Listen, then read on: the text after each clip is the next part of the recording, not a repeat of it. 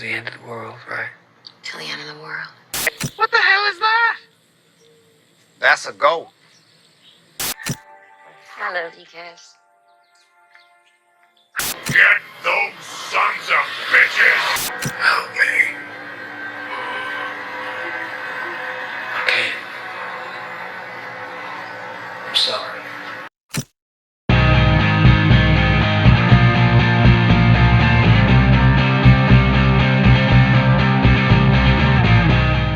How are you doing, Mr. Mast? I'm fantastic. I'm great. I'm excited. I'm trying to tell people that we're actually live on Twitter. Those are good things. Those are good things. Yeah, absolutely. You know what's really cool as well, if you're watching this right now and you want to know when we go live, hit that little heart on our channel on Twitch and make sure your notifications are on. So anytime we go live, you will be notified of such a thing. So a little best practice there for you, everybody. And we got 6-year anniversaries in the chat room, or 6 months and 6-month anniversaries in the chat rooms. I was gonna say 6 years is a long time to be with MaliceCore. So, yeah, we haven't quite hit that milestone yet. We're close, give or take 5 years. You know, so we're there. Oh, 4.5. So we're here to talk Preacher with all of you. Welcome in to Preacher Season 3, Episode 2. It is a episode. What was the name of the episode tonight, Mest? It was Sonsabitches. Sonsabitches. Which Twitter would not let me. Not Twitter. Twitch would not let me put that into the going live notification because it's like, don't type anything that you wouldn't say to your grandmother. And I'm like, it's the name of the episode. I don't know if I would say sons of bitches to my grandmother, but I might say that around her. So Twitch, you need to find someone with higher moral standings than I. Well, I just want to state that Hearts beat loud. Hearts beat loud, yeah. Yeah. That like I said last week, if it's on Reddit, it's true, and they did come through saying what they said God said last week. Oh, Reddit, the salt capsuled shotgun of the internet where it just tries to hit anything it can and see what sticks. I dig it. Yeah, so that is kind of one of their things. And they did, you're right. Yeah, they go kill those sons of bitches. Yep. Or get them, or whatever he said. Get them sons of bitches. Yeah. Which is a definite theme of the season so far, because we've heard it. The episode was called it. We've now heard God say it to Tulip, and last week in Purgatory, when the younger version of her and her father all stood up to the window to start shooting, they said it then too. Okay, well, there you go. Yeah, there you go. And here's the we were even talking about it, right? We were talking about it last week, and that's what we were pretty sure was kind of going on. He kind of, there was kind of a first start to the word. So, good job, Reddit, for knocking it out of the park as usual, that's man. Where I got the info from, and someone always know, when Reddit says it, it's got to be true. It's got to be true. That cesspool is always right. Exactly. That's a swamp that I want to walk into and be killed. Speaking of spoilers alert, if you haven't watched a MaliceCast TV talk, do know that these are full of spoilers. If you haven't watched episode 2 of season 3 Preacher yet, go and check it out first. But if you haven't watched it yet, don't turn this off yet, because we're still going to entertain you, but we'll spoil the shit out of Preacher for you too. So sorry for the cursing. Anyways, so Mess, let's talk a little bit. So we get in there, we're starting off the episode. So we finally find out the big thing though is Jesse's locked in. Right? He's locked into Grandma. Yeah. Right. Well, we knew that he was stuck there for a reason. We just didn't know how, but we found that out as the episode went on. So that's like I said, the difference with the TV show versus the comics is it's not really voodoo that's keeping him kind of stuck there. It's just the family being the family. So Yeah, it seems that way for sure. So, and the episode. I mean, we started off with the principal, right? And young Jesse was that kind of where we were at when we. All right, so or not the principal, the science teacher, on track to be a vice principal. Vice principal. Women are looking for that type of power. Yeah, women are looking for that kind of power, and he's on track to be vice principal. He's not even there yet. So. All I thought when he was talking about like I need to get that vice principal job was I thought about the HBO series Vice Principals, which is an absolutely great show, and I really do hope that was a shout out to that show. But I don't know, was this a scene that occurred in the comic books? No. Okay, no, yeah. Just to give more focus on who Gam Gam, TC and Jody are. And clearly. If they put his mom in the machine, clearly the machine is different than what I was thinking. Because if that's the machine they were talking about that they hooked the science teacher up to, then it's definitely not a coffin down at the bottom of the swamp to punish you for a while. No, it's not. That's not the one. That's for sure. Very different type of machine. And you know what? I do hope that Rogan gave a shout out to his boy Danny McBride, vice principals, with that love. That'd be awesome if that was a nod to Danny. How great would it have been if they would have cast Danny McBride? Oh, dude. I would have lost it. I wouldn't have been able to watch another episode of this show because it would have been the best thing that ever happened. Like, oh God, would have lost it. Zorro makes a good point. I thought the machine was going to be a bring back to health thing in the chat room. Yeah, that I can now understand that if it's because they said when they hooked up the science teacher to it that how she was able to stay young for so long.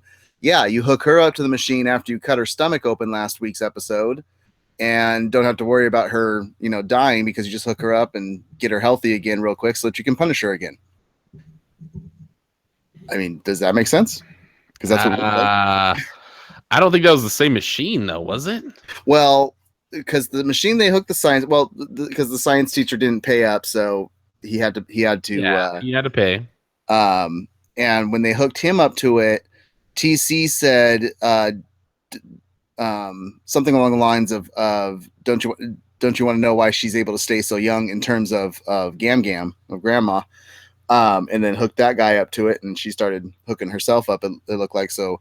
Apparently, she's pulling stuff from him to keep her healthier and younger. And when you cut somebody's stomach open like that to pull out a photo last week, and then just put him in the machine, you got to do something if you're not going to sew her up and take care of her and stuff, unless you're going to bring her back from purgatory like she did with Tulip. I don't know. Yeah, I don't know. That's interesting. Yeah, and I don't know if it's a Dorian Gray kind of thing, kind of painting pictures of people, but I definitely get what you're saying there, I see Zorro. This is definitely looks like something that's sustaining Gam Gams and keeping her youthful. Well, I don't want to say youthful. I'd say keeping her alive. She doesn't really seem like she's being she's not very young. So no, I'm waiting for that wig to fall off so she looks like she does in the comics. Yeah. Oh, please don't let her look like she does in the comics, because that shirt they got, that was creepy in the comics. Yeah, that was rough. The wife beater. Yeah. Well, and here's my thing now, with no support. Wow. Yeah. No, please, God, no. So my thing is like, I want now, like, if this is really what that is, and this is what's sustaining her, is taking life from other people. And here's the thing. I think that's exactly what's kind of going on, because the vice, the science teacher, he was even talking about how, well, I know you guys charge a high price, but the other brothers or whatever are cheaper, but you guys, do it right. I wonder if that's the price that's kind of the rumor here, is that, you pay more than even that number, maybe it is one of those things. Well, no, if he would have paid up he just missed it by a few dollars. So they're just sticking to their guns on it. But if he would have paid up, then he would have gotten everything that he wanted. But if you're not going to pay up, then... would he have them? Would they have just let him go and be clean slated? I I would assume so, because you don't want all of your clientele to disappear. You want the clientele that you. Yeah, I guess this guy would have kept. I guess this guy would have kept being a pedophile if you'd have paid him off no matter what. So yes, Zorro says he was $6 short. So, and they did that to him since Jess was $14 short. okay, yeah, sounds good. I didn't catch that. So All right, yeah, way to catch those numbers. So I got stuff in my eyes. I can see that. Yeah, little sleepy little bear over there rubbing his eye. Good lord. Oh goodness gracious. Yeah. So I think one of the cool things about this episode, though, and you know, obviously, as soon as we get through some of that, we get to some of that backstory. We immediately hop into the return of Starr for the season, and he is out still handling business on false prophets, false gods, all that good stuff. And him and the Grail set loose on some Hare Krishnas. The Krishna scene was the best scene in this episode. Gosh, that was fantastic. The best part about it was first you understand the Grail's going to pull out guns and stuff like that, but then when the Krishnas started pulling them out and like under carpets and stuff, just like and doing the leaping through air. Oh, it's fantastic. It was fantastic. That once again, not a scene in the comic, but that scene was phenomenal. Did the voice of the actor that was playing the lead Krishna sounded familiar, but I don't know. He's definitely he's one of those actors for sure. He's been in a lot of stuff, seen him in a lot of things. But he's never the main guy. He's never, you know, the leading man. I just couldn't figure out who it was because he had that beard.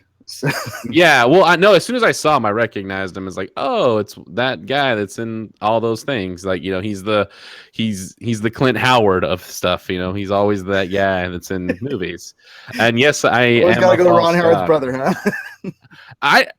You got to call him Ron Howard's brother. I at least know his name. I at least need to respect his first name over here. Well, you stated his name. I was backing up with who he is for the people that don't understand who Clint Howard is. Clint Howard has a career of his own, and you can use his own name.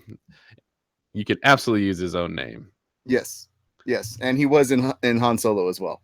Yeah, he was. He was fantastic. He was like the arena master. That was great.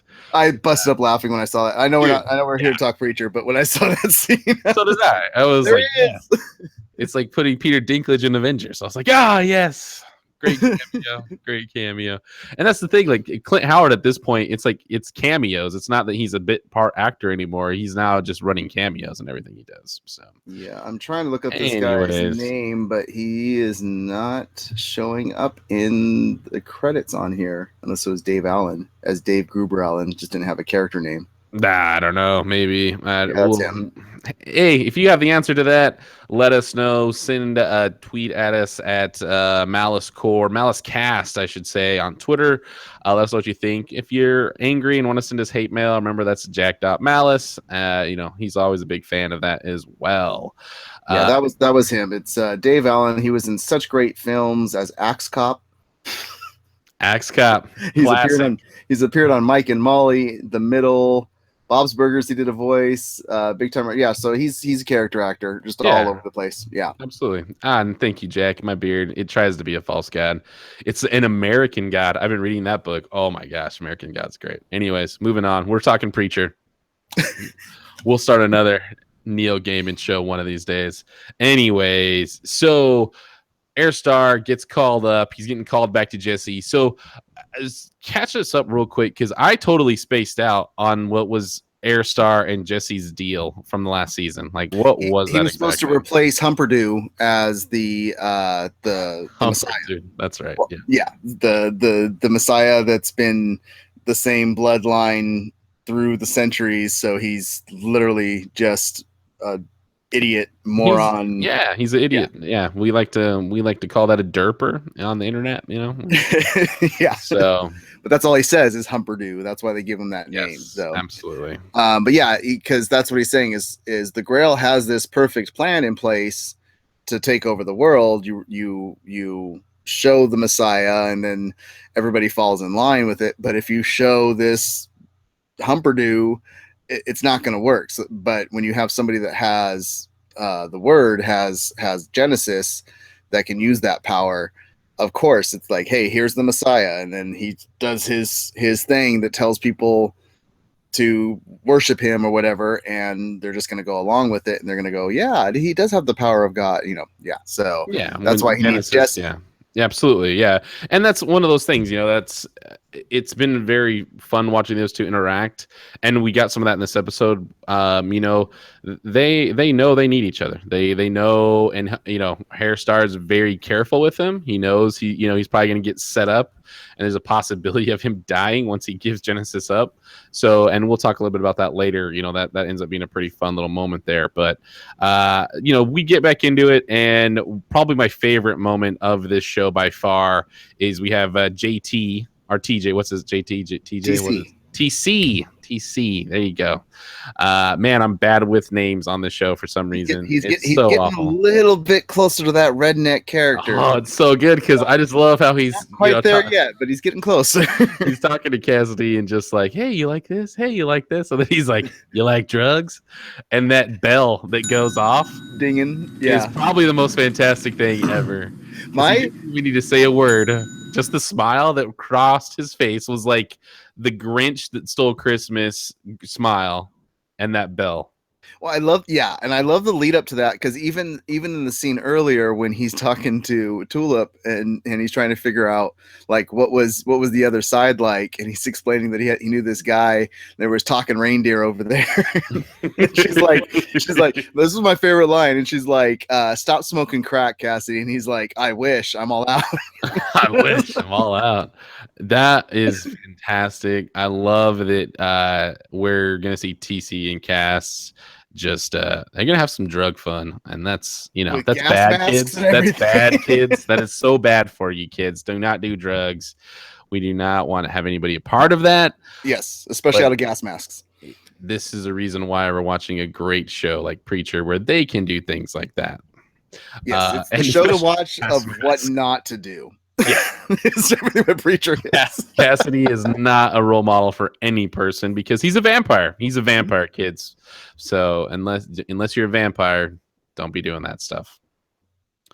So what is so as we get through this, so where are we Cassidy and Tulip start doing jobs for Jesse. Like, what was with that? Like, that just seemed like a super. It looked like he was sending them off on little missions so that they could help create the distraction. Because you let the Boyds know. You go and you bomb the Boyds, and let the Boyds know that Jesse's back, which you already know. They're not. They've got it in for Jesse, which I'm sure we'll get more backstory on as we get more little flashbacks through the season. Absolutely. And to bring them back over by attacking gives him the time he needs to do his plan with Herr Starr and meet up with them and things like that. But that's the only reason I think they were out doing missions for him is to track that and give us a little bit more MacGuffin storyline between Cassidy and Tulip. Well, and this is kind of where, this is one of the parts, especially, once we get past one of the first kind of cool moments, where I feel that this episode started moving really quickly out of nowhere, and it just got muddled right there towards the end because it started moving. It started moving super fast, and it's not that you couldn't keep up with it. It's not that it wasn't making sense, but there were just a lot of leaps out of nowhere. And I think this was kind of one of those first ones, and it just seemed to lose some of that fine touch that I like Preacher so much for. And this was just one of those moments. I don't know. It just felt weird to me, honestly. Well, I think it's going back to what I was saying last week. I think they were on that cuff of not knowing if they were going to get canceled or not, or get renewed, and so this is the time frame they have to tell this story. So they're gonna power through on the episodes they give you, and I think it'll falter in that where you will get like these little jumps that move really quickly through the episode. But at the same time, I think what it's going to do, and this is what it did for me on this episode, at least, the episode moved really quick, but the character story that was going on with the characters and everything, I loved it. I loved how it flowed, in terms of not getting us bored, not stretching something out. Once again, back to the Hell storyline from last season, where it just felt like they were just drawing that story out to fill episodes. Yeah, and I totally agree with you on that. And then maybe that's what this is. Maybe that's what maybe they felt some of that drag as everybody else did, and now are pushing some of that along, and I'm cool with that as well. Like, because this episode was fantastic. I'm not here to dump on the episode or anything, but I really did enjoy the hell out of this one. So, where do you think that we saw Gams, we're getting a lot more of that interaction. We're kind of seeing Jesse's plan. He's trying to now kind of set a trap for Air Starr at this moment, right? Mm-hmm. So talk to me a little bit about this. Like, how did this kind of show? I mean, it's not so much a trap. He wants his soul back. He wants his. Well, but that's the thing. It's a trap in the fact that he's going to set Air Starr up to get his soul back, to do those things, and then he keeps telling Tulip he's going to kill them all. Was that more of a play for Tulip, or was that more the actual playing plan? A dangerous game either way right now, because he's that's what I wrote down in my notes, is like dangerous game, because he's not, every time he says, "Oh, I was going to tell you about this," Tulip keeps catching him and stuff. And it's like, "Oh, no, I was going to tell you. And it's like, just tell her. like, stop with the, "I was going to tell you." And at the same time, I mean, she was dead. I mean, you got to give him a little bit of credit. She was dead for a while, so he couldn't really tell her anything. And welcome, Turbo Comics, to the chat room. It has never seen Preacher. What is wrong with you? What's up, Max? You beautiful beard. You need to watch it. It's all good. You know everything about Preacher, anyways. Nothing will surprise you, I'm sure. But like I said, for the fans of Preacher, I was a huge fan of the comic books. It was the comic that I always gave to people when they were like, "Comic books are for kids." And I was like, "Read this," and it was what I always got people to come back to comic books with. And for the fans of it, they're doing enough of a twist to the storyline to keep you vested. It's not just replaying everything that's going on in the comic, like the whole Air Starr Jesse dynamic right now in the comic. It's a lot more of Air Starr going, "You're gonna be my Messiah. I'm gonna kidnap you. I'm gonna make you my Messiah," as opposed to "let's make a deal" type of thing. It's him chasing Jesse all over the country while Jesse's chasing God all over the country. Not so much them talking to each other and trying to work out plans and stuff like that. So, and I think honestly, I think that's an awesome way to go, and that's the kind of thing that makes you really want to watch, or read the books, because I feel like Air Starr, and I see even brings this up. I see Zora in the chat about how Genesis is the ultimate trump card. So why is Air Starr even giving Jesse of hope of this thing when he can just make him do these things as he wants him to? And maybe that's what's going to happen now that we see this whole trust thing fall apart now at the end of the episode. Yeah, exactly. And it's starting to curtail into what we get in the comic, where they are becoming enemies of each other, because he's going to realize that Jesse's not going to do what he wants to do, and Jesse's going to go off and do his thing, and then Air Starr is going to be doing the following thing. I see Zoro brings up in the chat room what Jesse told Air Starr to do when he was leaving the room, and when he found out that he didn't actually have the power, that it was a fake soul thing that he was given. But I love that they said that he told Air Starr to eat his genitals, basically. That is a reference back to the comic books. He tells Arseface's father to do that. Eat your genitals. Yeah, and he does it. So hilarious. So when they did that scene, I was like, "Oh, thank God," because there's other stuff coming for Air Starr couldn't eat his genitals, because there's other stuff coming for his genitals later. Genitals teaser, everybody. We're gonna tease you with some genitals here on Preacher Season 3 Episode 2. I know that is gonna be Jack's go-to joke from now on, is genital teasing.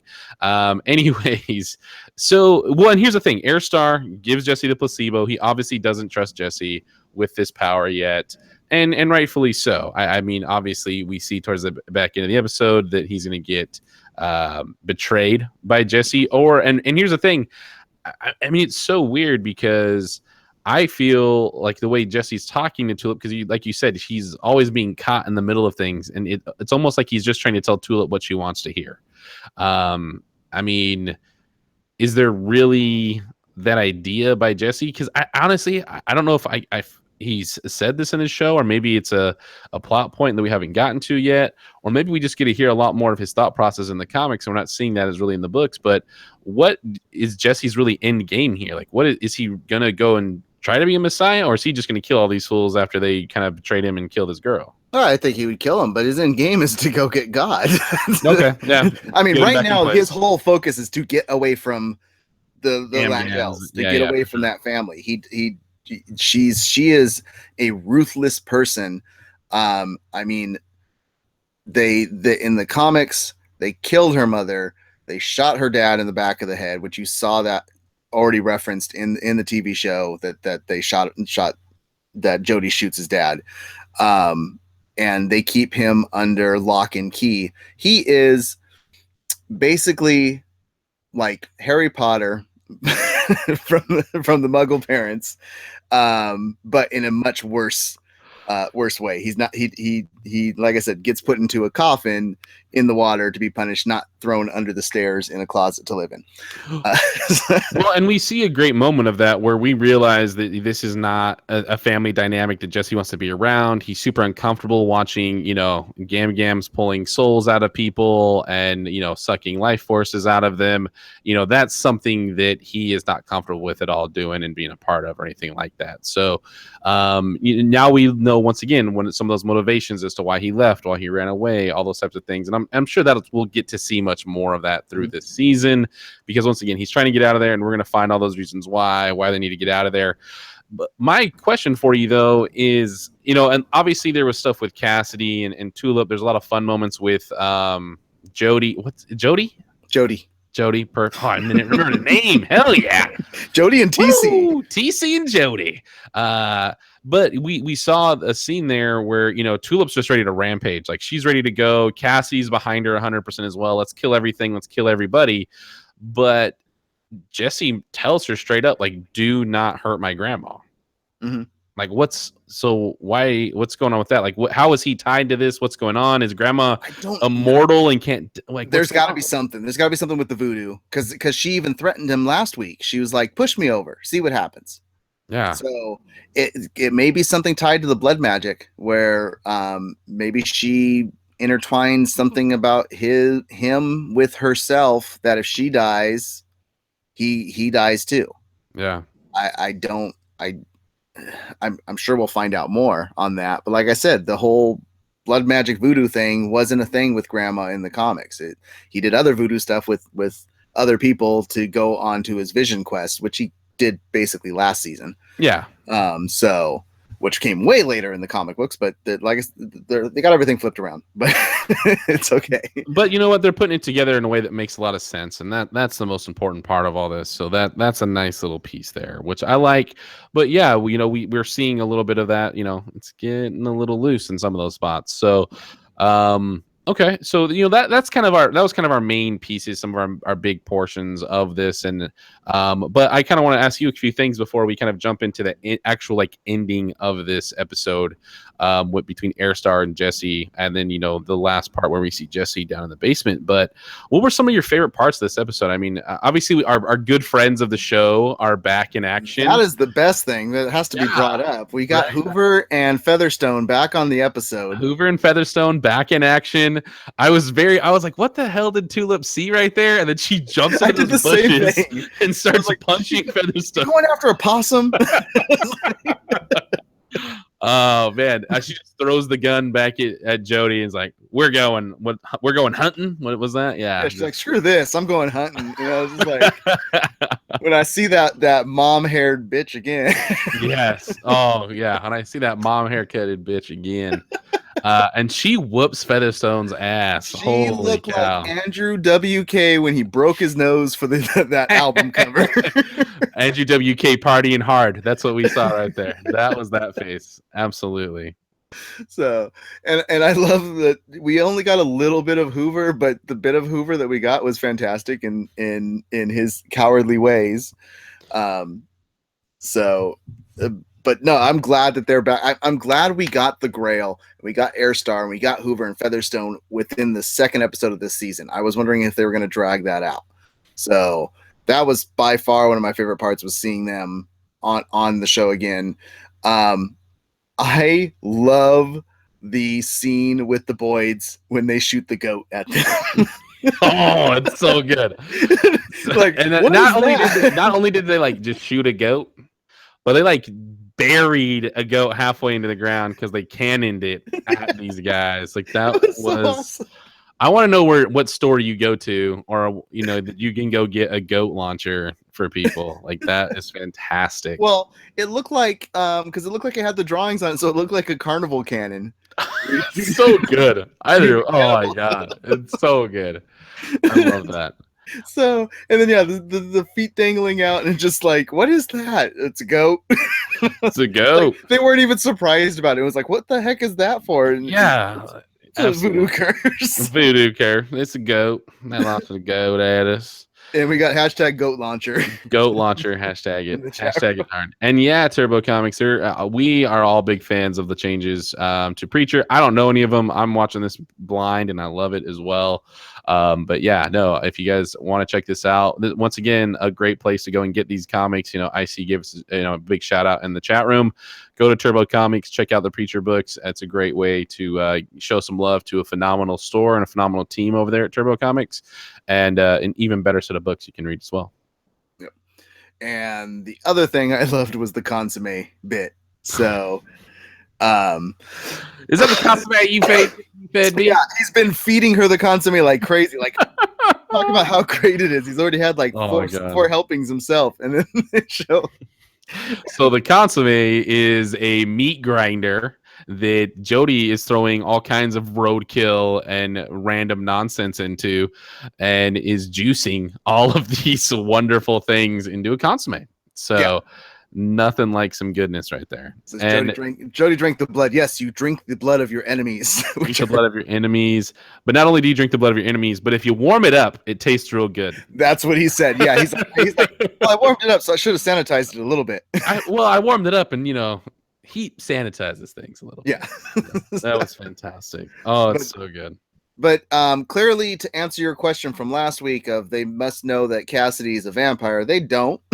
Clearly, obviously. I think after him being shot, they're probably gonna get a clue that there's something supernatural about him when he is gonna walk right back in, and drinking blood isn't gonna do anything because Jody did that. So unless Jody's a vampire, which he isn't. Well, he doesn't have an umbrella, so exactly no umbrella hat, which Beacon did point out, and it was the same thing that I thought as well when I saw it. Was the umbrella was covering his head, but his hands weren't covered, and they were out in the sun, and they never lit on fire. So, what's crazy is earlier in the episode they showed him covering his hands up. They showed the umbrella. The umbrella handle was actually in his coat, and his other hand was inside of the coat as well, so he's completely covered. And then right after those moments where we talk about where Featherstone and all those are come out, one of the last scenes with his umbrella, he's running and his hands are bare, and then he comes back with an umbrella hat and hands are bare again. Okay. Yeah. So, like I said, it got sloppy. It got pushed. It just felt fast again. Some of those small details, it felt like they just kind of got left in the dust a little bit there. So I do have a theory now. Theory away. Last week's episode and what we talked about. We talked about love potion number 9. Yeah, buddy. I clearly the way this episode's rolling out, I don't think that she did any love potion on him, but I think halfway through this season, if not by the end of it, when Cassidy cashes in his whatever he wants from Grandma, it's going to be the love potion for Tulip, because the butterflies he does such a great job playing Cassidy, but the look on his face that you could see, like the butterflies in his eyes and everything when she said, "I love you, Cassidy," in that playful way. And he was just like, oh.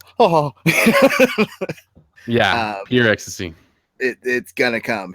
That's when he goes to Grandma, he's gonna be like, "Hey, you said if there's anything I ever wanted to just tell you," and she's gonna be like, "What is it you want?" And he's gonna be like, "I want a love potion for Tulip, and I'll take her away from here, and you don't have to worry about her trying to pull Jesse away."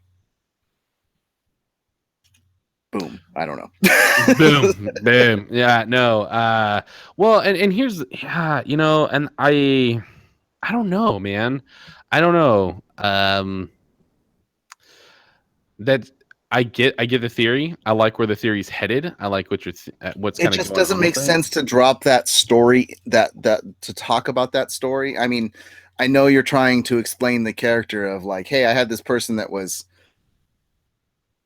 hands and knees totally in love with me because I made him in love with me, and then I had to kill him because it was too much, to explain her character. But it seems like there's so much already explaining her character that story would be there for no reason. That doesn't make sense. These writers are usually pretty good about every little detail that they drop in the story has something to play back to something. Yeah, and there's definitely, and man, I mean, I'm almost at the point right now where you're watching Jesse kind of come to terms with it, with this little, like IC's talking about, kind of the love triangle is going to be huge at some point. Yeah, because it's huge in the comics, so it has to be a dynamic. Well, yeah, and that's my thing. Like, I'm watching. I feel like we're watching Jesse come to terms that Cass is so in love with Tulip, and it's almost at a point where and I don't know, maybe this is something that goes on in the comics, and you'll let me know, where if I'm completely off or not, but maybe it's something the show does. But at any point, do you think Jesse's going to give Tulip up to Cass and just be like, and concede in this? Or is that too strong of, does he have too strong of feelings for her? He till the end of time. That's Jesse believes that 100%. And if they stay true to character of his comic, he's that way as well in the comic. It's till the end of time. Like I said, when he disappears in the comic, and I don't know if they'll go to the storyline, he doesn't even know where they are, if they're alive or anything like that. And so then he moves on with his life. And when he comes back to her, it's the same thing. But that's what he honestly believes at this point in juncture in his character. It's him and Tulip and nobody else. Cassidy's there for the ride, but there's no to him. There's no coming in between him and Tulip. Cool. No, I think it's going to be one of those things. Yeah, and I see you 100%, man. To the end of time. Plus, they're a couple in real life now too. So. Are they really? Yeah. Because here's the thing: I cannot. They're always a couple on TV. Well, they're always also in the movie because in the Warcraft movie, they're a couple in that as well. And I still to this point, I'm watching her grabbing her gun and loading it up to go shoot beer cans. And I'm like, it's like she's in Warcraft with a gun. They became an actual real life couple as well. So, well, there you go. It's meant to be on all levels. IRL, man, IRL. Yeah, it looks like they did the Jon Snow and Ygritte thing because they're not married with each other. Like they just got married, but they are an actual couple. They Which are. I thought, when I saw that, I was like, "Holy crap!" No wonder they're in everything together.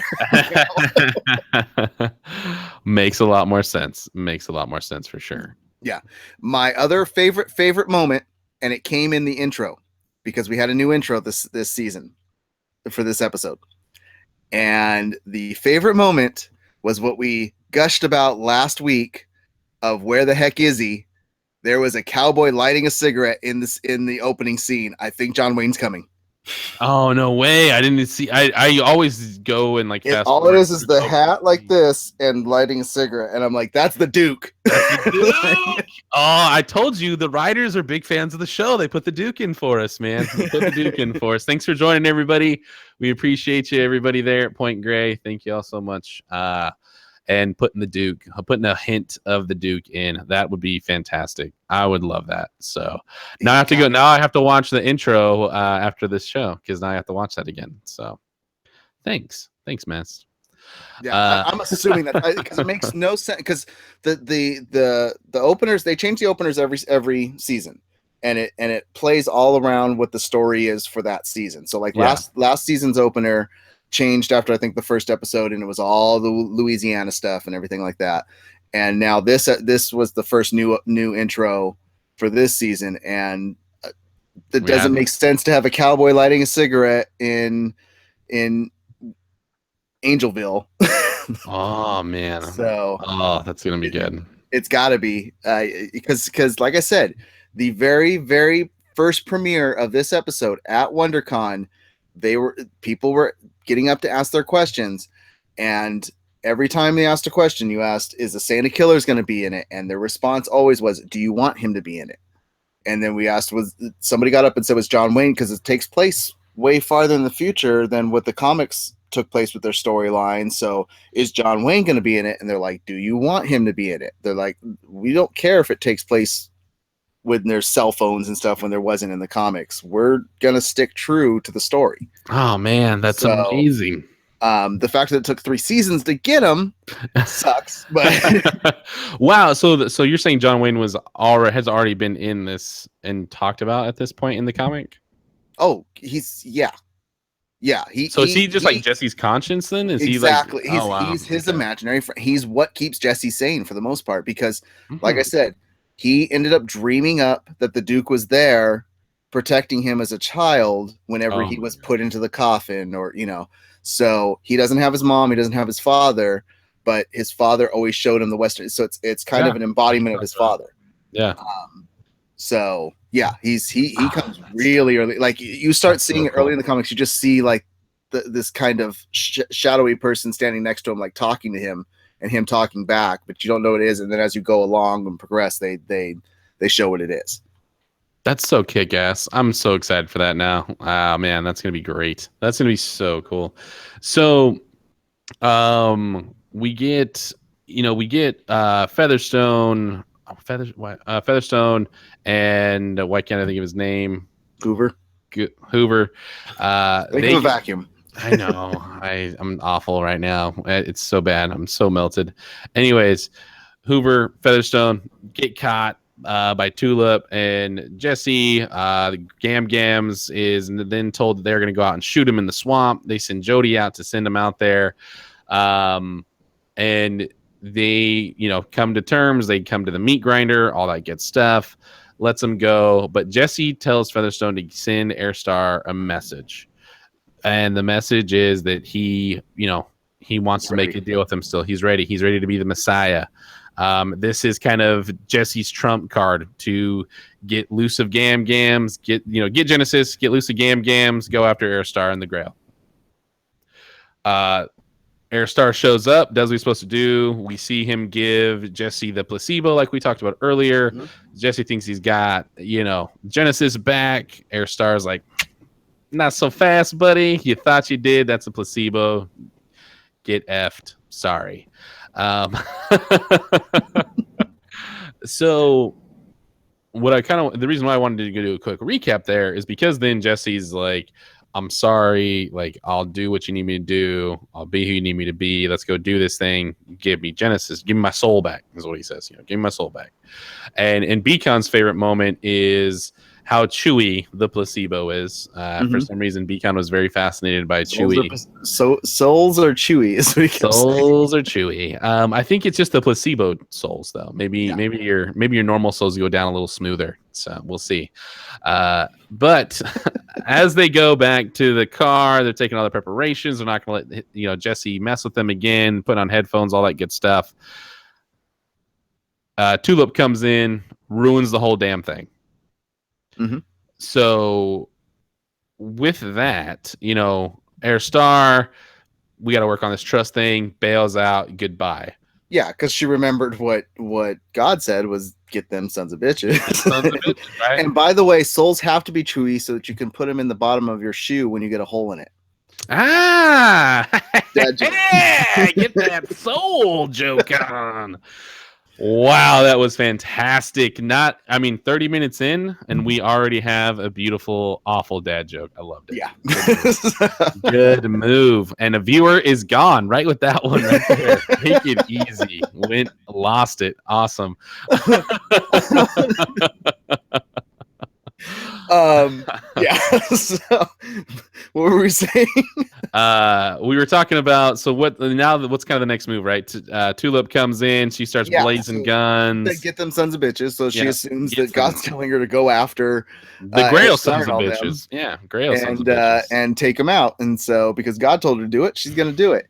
Once again, if he said to get them, if it's them specifically, the reason he's telling her to do that is to keep Jesse's soul away from him so that he doesn't get Genesis fully back. Because once he has Genesis, even God can't not listen to him. So that'd be the only reason, and then she screws it all up and now Jesse's stuck with Gam. Yeah. Getting choked out. getting choked out, voodoo dolling him up with some handkerchief. I mean, that was. I mean, obviously, Gam Gam's got legit powers on all this. Like, I thought maybe it was kind of, swamp magic, a little here, a little there. She's got some two brutes with TC and Jody that are, causing a lot of havoc for her. But no, it's legit. It's so legit. And you missed Seoul Korea joke, by the way. Yeah. So, we'll try to figure that one out for you, Max. We'll try to think if we can how we can fit that one in. But with that, we now see Jesse threatening Tulip. Don't hurt my grandma, that kind of stuff. But where are we going to go from here? Like, what's the next step, man? Like, what's kind of? I mean, are we just going to have slave Jesse? I mean, how long was he under Gam Gam's control in the comics? Like, where is this going to be leading us to now? It's a decent storyline, but Okay. but I don't know how they're going to pull a whole season out. Now, I did accidentally cheat a little bit on IMDb, so I don't think they're pulling out a whole season Okay. in Angelville. So, Uh-oh. not meaning to. I was trying to look up who certain actors were so I could tweet them. You saw Gam Gam's only had 4 episodes or something? No, I didn't see Gam, but I saw another character who's one of them that's 7 episodes. So, and I think we got 10 episodes total for the season. That's what it was last year? Yeah, so I don't know if they get more. Usually is. MC is pretty solid about that. Yeah.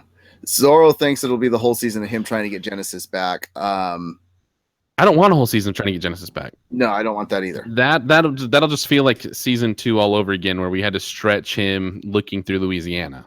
Mm-hmm. Like we had to stretch going through New Orleans for him. I'm hoping we don't have a whole season of that, because I think we need to have, Gam Gams. I hope something with that is a little bit quicker. Needs to get Genesis back for the fantastic storyline that he gives to Hoover using Genesis. Oh, really? Yeah. He tells in the comics, spoilers, guys. He's standing on the beach and he tells Hoover to count the grains of sand on the beach until he gets to, I think, 1,000. Hell yeah! And so Hoover starts counting grains of sand. Yeah. And then you don't see Hoover again. And remember, the comics were how many? I think there were 65, 67 comics. Turbo Comics, Max. How many comics were Preacher? I was Preacher. So that's 5 years of comic books. So it's like 3 years into the storyline, Hoover shows back up, and you find out that he kept doing it until he finally and he's like rail thin. He's missing teeth. Holy hell! So he has to get Genesis back just to do that to Hoover, just for that moment. Yeah. I mean, granted, we don't want it to be that bad because we don't want to lose Malcolm Barrett on the show, and once that happens, you won't see Malcolm Barrett for probably a whole season or 2. Yeah, and I see saying it was 3 million grains of sand. He's pretty sure. And 3 million? Okay. Yeah, and B agrees with us. He's thinking Angelville is going to be a couple more episodes, not the whole season. But my thing is Malcolm Barrett. Hopefully, you've read the script and realized that now you got to go and lose a couple 100 pounds or something, or 100 pounds. You're not that heavy, dude. I'm sorry, I didn't mean that, Malcolm Barrett. You got to lose like 50, dude, and then you're gonna be real thin. You're right, not that much at all. No, he's good. But yeah, so that's a fantastic storyline. There's so much that he needs to get the Grail, he needs to get Genesis so he can start moving across the country, trying to find God, being chased by the Grail, to get some of the fantastic storylines that end up even with Starr. Starr has some great stuff coming up that ends up happening to him, because it just gets worse and worse and worse as time goes on. There you go. Well, and honestly, here's my thing is I'm already kind of tired of this love triangle thing with Cass and Tulip and Jesse. I don't think the show's really handled it super well, and it feels like they're trying to move it through quickly. I feel like they're trying to just kind of get that done with and move it. And honestly, I want to see buddy cop of Starr and Jesse as soon as I can. Like, I'm hoping that we get, and I don't know what happens with the comic books, obviously, but I want to see those two rolling across the country, or if the Grail's chasing them, I want to see more interactions with those two, because that's that great interaction and back and forth with those. That's what people were asking the first season, where they were just stuck out in Texas, and they're like, wait, what's when are we getting into the comic storyline? when are we gonna, because it is a road trip comic book. That's really That's what it is. awesome, though. Yeah. And it seemed like they were starting to get that way when they started season 2, and then we got that abrupt stop of we're staying in New Orleans and we're going to focus really on what's going on with Arseface in Hell, which was a whole new storyline. And it was just an abrupt stop that was like, no, get back into that road trip thing, get that going across country and all the stuff that was going on when they were dealing with the tracking down the angel in Vegas and moving from spot to spot. Is great. Yeah, that stuff is great, and I love that stuff. Because especially if we're seeing that, and Max has 66 issues plus Goat's Blood. So, but my thing is, and Jack, sets cost money, brah. Well, that's why you just go on a road trip and don't worry about what you're doing. Yeah, you don't need a set. You just go to some place that looks like that, the place that you're trying to go to. Just cruise around the state of Texas, and you'll catch every location that you need. So shooting on location costs money, is what he says. Well, now you're correcting yourself. Thank you, Jack Malice. And we're back up to 10 viewers. Thank you guys for all coming back in. They're back after the soul joke. Time for another dad joke. yeah. Absolutely. But no, you're absolutely right, and they do cost money. I get that, but I think Planes, Trains, and Preachers, bro, is what Turbo Comics says. Yes. Planes, Trains, and Preachers. 100%. That's absolutely. And here's throw Gam from the train. And throw Hell yeah. I'm in. I can't wait for this season now. So here's my thing though. Now, and here's my biggest hope for this season right now is we just had episode 1, great intro back into season 3. Episode 2, excellent character build, excellent story filler. It was a solid little moment there, right? The thing is season 3, I don't want to lose the momentum with a shit, and I say shit, but I'm at an arseface episode now, right? And pun was not intended there, but I want to know what's going on with that storyline though, because they did leave that like cliffhangered, because that was that I think if they would have gotten Hitler up to Earth faster, I would have been fine with it, but they just drug it out in the Hell area. Yeah. Now that they're up in Earth and Hitler's running away and getting hit by cars, I want to see what goes on with that. I want to see Hitler start popping up in the news like Hitler comes back from the dead. There's only needs to be one headline, and that's Hitler meets Nick Cage, and then we make the best buddy cop movie of all time, because it's happening again. Last episode we were talking about how nothing got brought up, and true to form, our chat channel did not let us down. Nick Cage back in action, so always a good time with the Cage. Yeah. So, no, the one thing I know that will happen in this season, we will at least get a better introduction to what's going on with the Grail and the higher ups, because they've already dropped. That's what I want. That's the what I want. Allfather. Yeah, they've already dropped that. I love Jesse. You got a boss? No, I have an Allfather. I have an Allfather. He's got a boss basically, but they've already dropped that the Allfather's there. You see him going after the Krishnas. We'll get. And they've already shown us in the initial trailer the character of the Allfather. So we'll get more of what's going on there with the Grail. I hope the season ends with giving us, if they keep true to the comics, some of the story where Genesis came from. If they're going to where the Grail's headquarters are, they should give us some of that. But nice. I think that'll be a end of the season type of little hint teaser type of thing. Yeah, no, and I agree. And Jack, the only way they're going to kill off Cage is if he comes back as Cassidy's imaginary friend. If Jesse gets the Duke, Cassidy's going to get Nick Cage. So, I'm looking forward to it. I'm really excited. We'll see what happens. I would love to see some Genesis, origin story. I think that would be phenomenal. My biggest hope is with our, I think we're episode 3, or I didn't see what the next episode is called, but I'm hoping we'll see some of that stuff. So I didn't look at that. My thing is I just don't want them to drag it, like you said in season 2. Move it quickly, like these episodes. These episodes have been moving pretty quickly, and we've been having very strong, episodes here with 1 and 2. I want them to keep that pace if we're going to get that, and we're going to be switching around like that. Like I agree there with is that something 100%. there is something really nice about the pace that Preacher has right now, and I don't want them to lose that because It's still good right now because it's ticked up popularity 21 on IMDb, good. It up should. 90. So yeah, keep it with that. Don't start dragging it down, because that's what happened with Preacher last season. The same situation. IMDb, it kicked up, like everybody was excited for it coming back.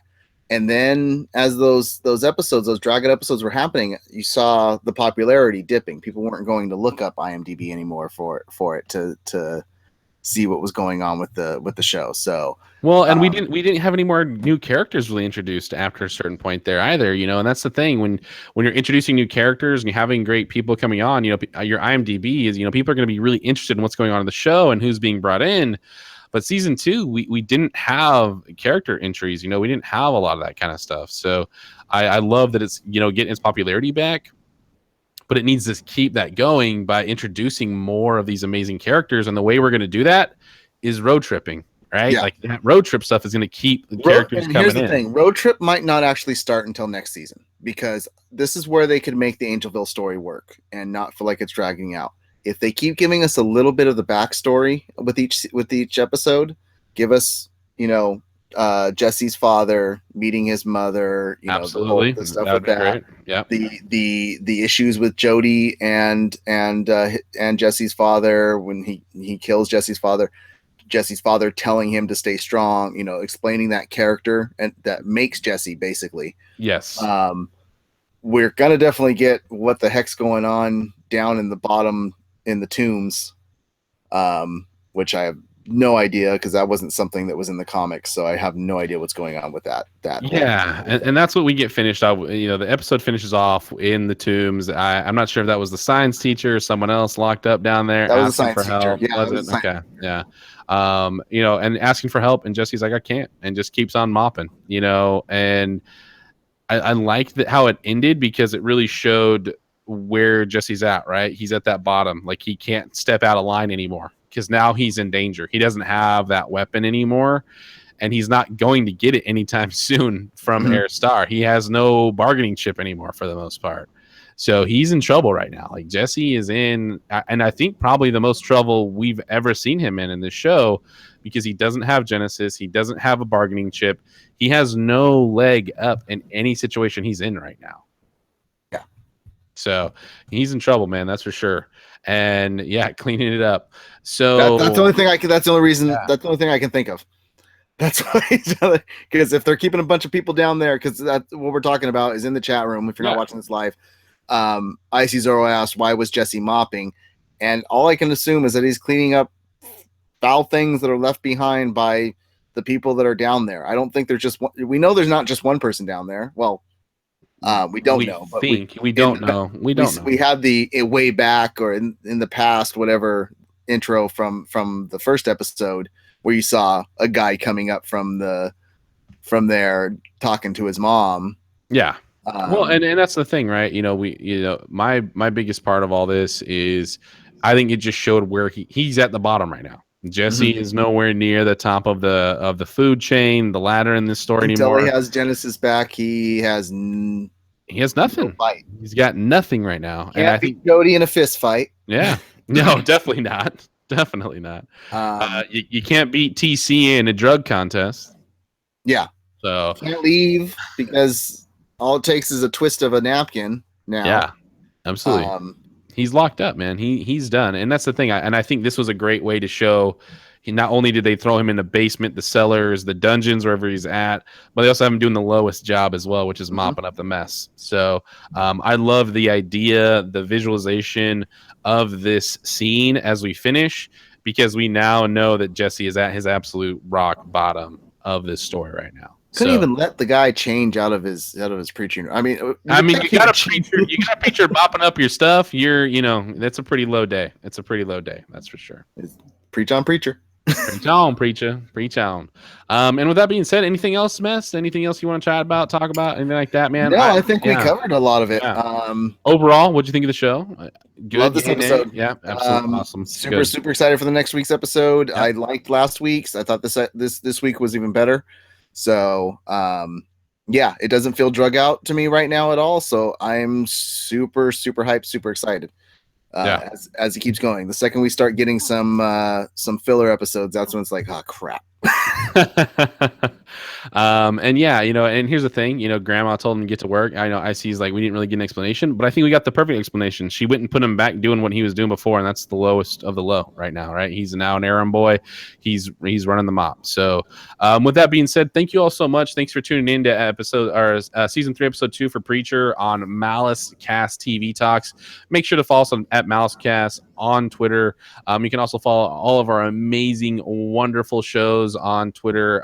We can also hit them up at malice-corp.com. And you can follow them all here at Nerd Mosh Pit, at Quest for Movies, at All for Comics, and MaliceCast Smack Talk. Another great show as well with us. If you want to join anything else you got, check it out. Mess, where can everybody find you? You can follow me on Twitter at Mest_MaliceCorp. You can also follow me on Instagram at Mest5150. If you want to see my further nerd and geek adventures for my vlogs, you can actually head over to Geek Guidepost on YouTube.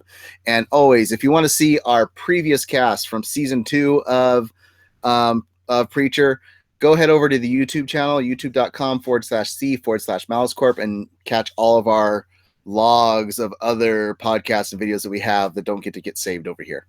Yes, absolutely right.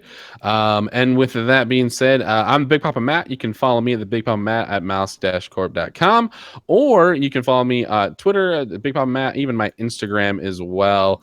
And if you'd like to play some games online, anything like that, hit me up on PlayStation, Son of Maku, as well as here on Twitch, Son of Maku, SONOFMAKU.